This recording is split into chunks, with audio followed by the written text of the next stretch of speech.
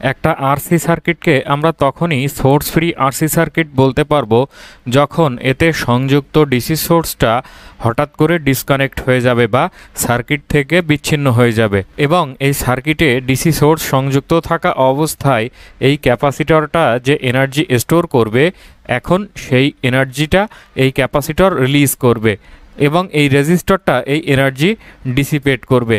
এই সার্কিট থেকে এই ডিসি সোর্সটা ডিসকানেক্ট হয়ে যাওয়ার পর এই সার্কিটটাকে আমরা বিবেচনা করতে পারি একটা রেজিস্টর এবং একটা ক্যাপাসিটরের সিরিজ কম্বিনেশন হিসাবে। এই রেজিস্টরটা হচ্ছে মূলত এই সার্কিটের ইকুইভ্যালেন্ট রেজিস্ট্যান্স এবং এই ক্যাপাসিট্যান্সটা হচ্ছে এই সার্কিটের ইকুইভ্যালেন্ট ক্যাপাসিট্যান্স।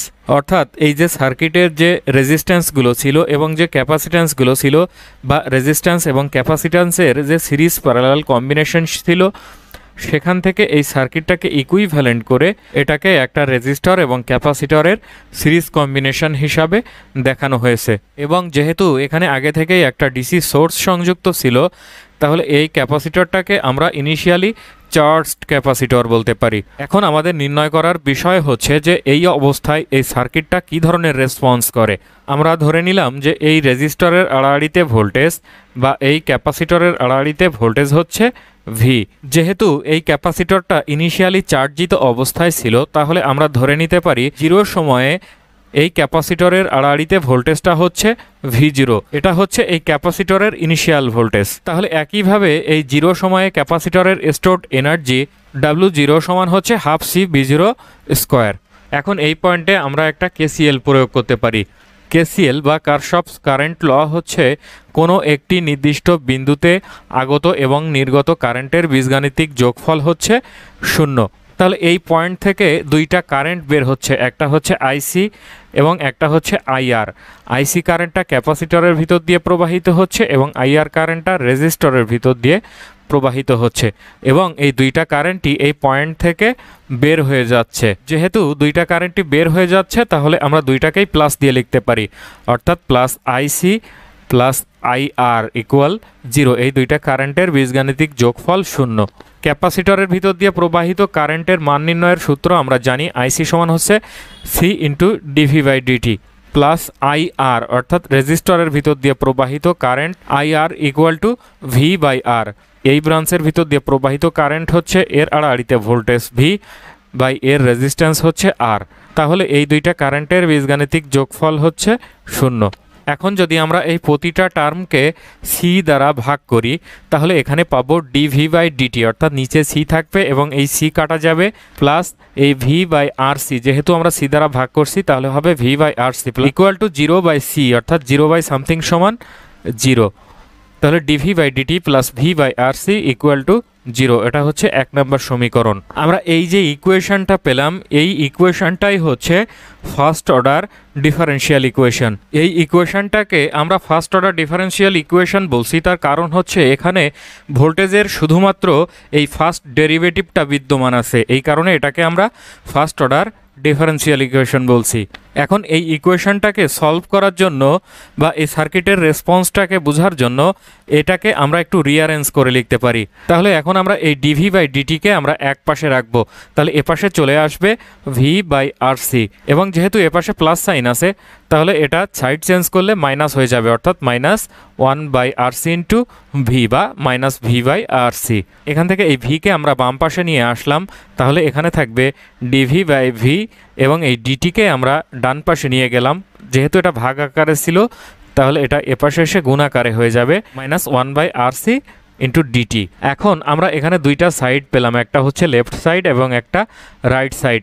এই দুইটা সাইডে আমরা এখন ইন্টিগ্রেশন করব। তাহলে এপাশে থাকবে হচ্ছে ইন্টিগ্রেশন ডিভি/ভি এবং এপাশে থাকবে হচ্ছে integration 1/RC into DT. Left সাইডে আমরা যেহেতু এই ভোল্টেজের সাপেক্ষে ইন্টিগ্রেশন করব তাহলে এর লিমিটটা হবে 0 সময়ে ভোল্টেজ থেকে টি সময়ে ভোল্টেজের মধ্যে এবং ডান পাশে যেহেতু আমরা সময়ের সাপেক্ষে ইন্টিগ্রেশন করব তাই এর লিমিটটা হবে 0 থেকে টি সময় পর্যন্ত। তাহলে এই ডিভি/ভিকে আমরা লিখতে পারি 1/v ডিভি, অর্থাৎ 1/vকে ইন্টিগ্রেশন করলে আমরা পাই ln v, অর্থাৎ 1/x কে dx এর সাপেক্ষে ইন্টিগ্রেশন করলে আমরা পাই ln x। তাহলে এখানেও আমরা ঠিক একইভাবে এই ভি এর সাপেক্ষে 1/v-কে ইন্টিগ্রেশন করছি, তাহলে এখানে পাবো ln v এবং এর লিমিটটা হবে এই v0 থেকে v(t) পর্যন্ত, অর্থাৎ 0 সময়ে ভোল্টেজ থেকে t সময়ে ভোল্টেজ পর্যন্ত। এবং এই ডান পক্ষে আমরা এই 1/RC হচ্ছে কনস্ট্যান্ট ভ্যালু, এটাকে আমরা ইন্টিগ্রেশনের বাইরে নিয়ে আসতে পারি, তাহলে থাকবে -1/RC এবং এখানে এই 1 × dt, 1কে t এর সাপেক্ষে ইন্টিগ্রেশন করলে আমরা পাবো t। ইন্টিগ্রেশনের যে সূত্র সেখান থেকে আমরা জানি কনস্ট্যান্ট ভ্যালুকে x এর সাপেক্ষে ইন্টিগ্রেশন করলে আমরা পাই x, তাহলে এখানে আমরা এই কনস্ট্যান্ট 1কে t এর সাপেক্ষে ইন্টিগ্রেশন করলে আমরা এখানে পাবো t, তাহলে -t/RC এবং এর লিমিট হবে 0 to t।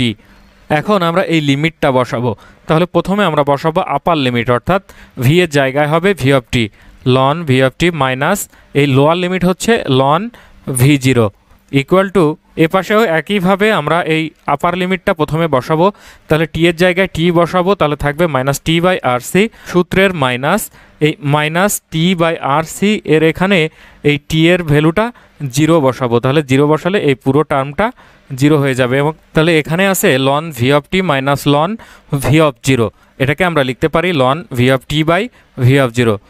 এটা মূলত আসে ln এর সূত্র থেকে, যেমন আমরা লিখতে পারি ln a minus ln b সমান হচ্ছে ln a/b এবং এ পাশে থাকবে -t/RC। এখন এই লনকে মিনিমাইজ করে দেওয়ার জন্য আমাদের এখানে এক্সপোনেনশিয়াল e এর ফাংশনটা নিয়ে আসতে হবে, তাহলে দুই পক্ষে যদি আমরা e নিয়ে আসি তাহলে হবে এই ln এবং e মিনিমাইজ হয়ে যাবে, এখানে থাকবে শুধুমাত্র v(t/v)0 equal to e⁻⁻ t/RC। এই পাশে শুধুমাত্র যদি আমরা v(t)কে রাখি তাহলে এই v(0) ডান পক্ষে চলে আসবে, যেহেতু এখানে ভাগ আকারে ছিল এপাশে এসে গুণ আকারে হবে v(0) e⁻⁻t/RC। এখন এই ইনিশিয়াল কন্ডিশনে এই t এর ভ্যালুটা যখন 0, তখন এই t এর ভ্যালু যদি আমরা এই ইকুয়েশনে 0 বসাই তাহলে হবে v0 e⁻−0/RC, অর্থাৎ e⁻0 এবং e⁻0 এর মান সমান আমরা জানি 1। তাহলে ইনিশিয়াল কন্ডিশনে v(0) সমান হচ্ছে v0 এবং এই t সময়ে ভোল্টেজ v(t) সমান হচ্ছে v0 e⁻−t/RC। RC সার্কিটের ক্ষেত্রে টাইম কনস্ট্যান্ট টাউ সমান জানি হচ্ছে RC। এই টাউ এর ভ্যালুটা আমরা এই ইকুয়েশনে বসাতে পারি, তাহলে এখানে আমরা পাবো v(t) সমান হচ্ছে v0 e⁻t/τ। এখন এই ইকুয়েশন থেকে আমরা একটা গ্রাফ দেখব, এখানে যখন ইনিশিয়াল কন্ডিশন অর্থাৎ t এর ভ্যালু যখন 0 তখন v(0) সমান হচ্ছে v0, তাহলে এদিকে হচ্ছে আমাদের সময়ের অক্ষ এবং এদিকে এই ভোল্টেজের অক্ষ, তাহলে 0 সময়ে বা ইনিশিয়াল কন্ডিশনে এই ভোল্টেজটা হচ্ছে ম্যাক্সিমাম ভোল্টেজ বা v0। আমরা বোঝার স্বার্থে ধরে নিলাম যে RC এর মান হচ্ছে 1 বা টাউ এর মান হচ্ছে 1, তাহলে এখানে থাকলো শুধুমাত্র v0 e⁻−t। এখন এই t এর ভ্যালুটা যত বৃদ্ধি পাবে, অর্থাৎ 0 থেকে যখন t এর ভ্যালুটা হবে 1 তখন এখানে হবে v0 e⁻−1। e⁻−1কে আমরা লিখতে পারবো 1/e, অর্থাৎ এর ভ্যালুটা আরও কম হবে ইনিশিয়াল অবস্থা থেকে। এই ব্যাপারটা বোঝার জন্য এই এক্সপোনেনশিয়াল সম্পর্কে একটা ভালো ধারণা থাকতে হবে। এই এক্সপোনেনশিয়াল নিয়ে বিগত কয়েকটি লেসনে বিস্তারিতভাবে আলোচনা করা আছে, আপনারা যদি ওই ভিডিওটা দেখে আসেন তাহলে এটা বুঝতে আপনাদের জন্য সুবিধা হবে। এই টি এর ভ্যালুটা যখন আরও বৃদ্ধি পাবে, অর্থাৎ 1 থেকে যখন 2 সেকেন্ড হবে তখন এটা হবে e⁻², অর্থাৎ 1/e²। তখন এই ভ্যালুটা আরও কমে যাবে, অর্থাৎ এই সময়ের ভ্যালু যত বাড়বে এখানে এই গ্রাফটা তত নিচের দিকে নামতে থাকবে। এভাবে টি এর ভ্যালু বাড়তে বাড়তে এমন একটা পর্যায়ে আসবে যখন টি এর মান হবে টাউ, তখন আমরা এই যে ভোল্টেজটা পাবো এই ভোল্টেজের মানটা পাবো ইনিশিয়াল ভোল্টেজের 0.368 গুণ বা ইনিশিয়াল ভোল্টেজের 36.8%।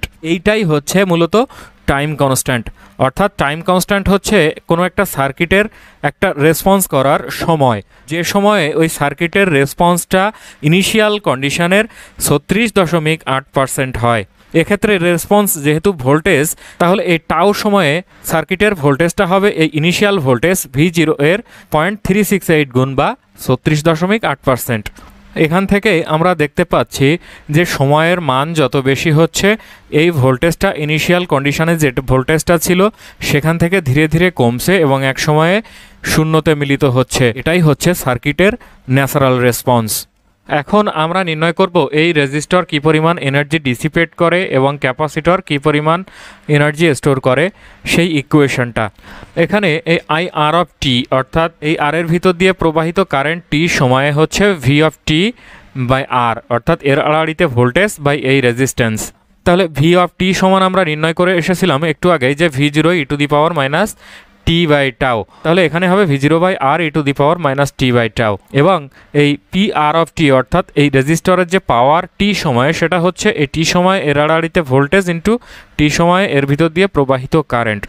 ভি অফ টি সমান আমরা জানি v zero e to the power minus T by tau, এবং আই অফ টি সমান আমরা একটু আগে বের করে নিলাম V zero by R E to the power minus T by tau. তাহলে এই V zero into V zero হচ্ছে V zero square by R, এবং এই E to the power minus T by tau এবং E to the power minus T by tau এটাকে আমরা লিখতে পারি E to the power minus two T by tau. যেহেতু এখানে আমাদের এই বেসটা সেম আছে তাহলে পাওয়ারের যোগ হবে, অর্থাৎ রেজিস্টরের যে পাওয়ার সেই পাওয়ারকে যদি আমরা সময়ের সাপেক্ষে ইন্টিগ্রেশন করি তাহলে এই রেজিস্টরের এনার্জিটা আমরা পেয়ে যাব।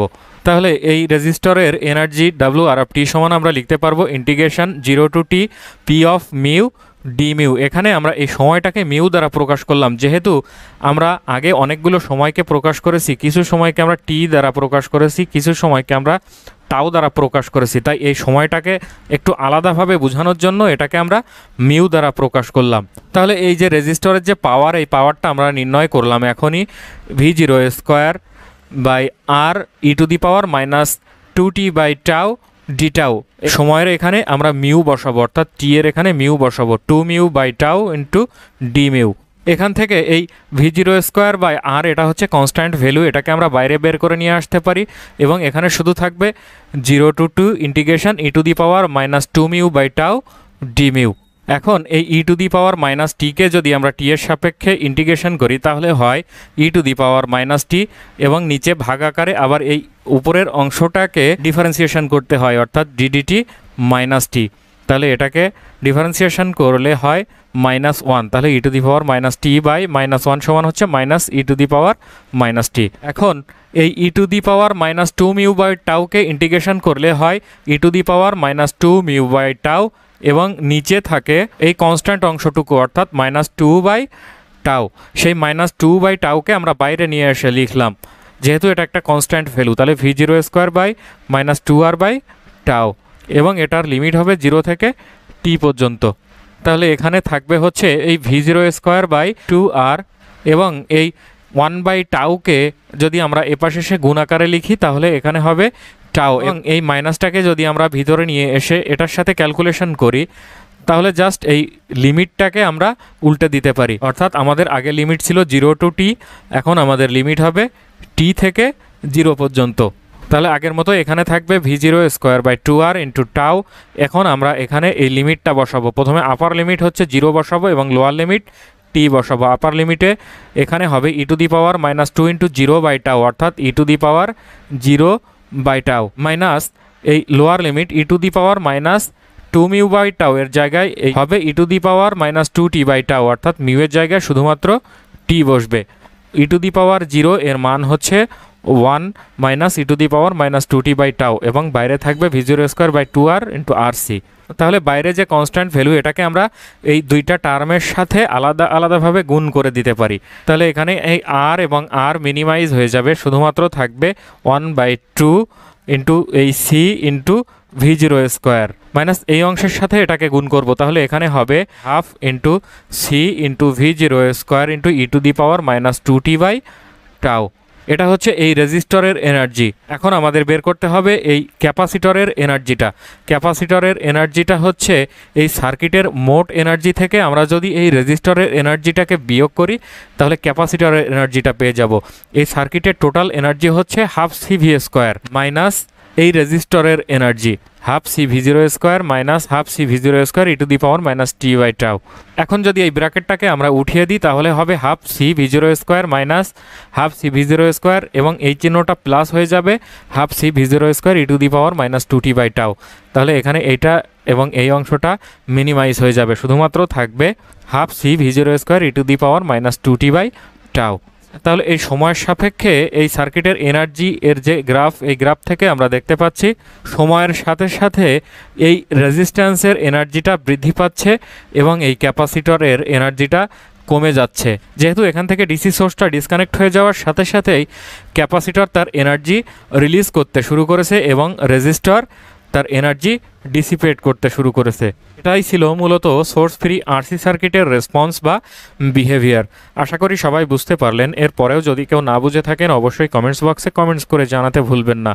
ভালো লাগলে চ্যানেলটিকে অবশ্যই সাবস্ক্রাইব করবেন, লাইক কমেন্ট শেয়ার করবেন। ধন্যবাদ সবাইকে।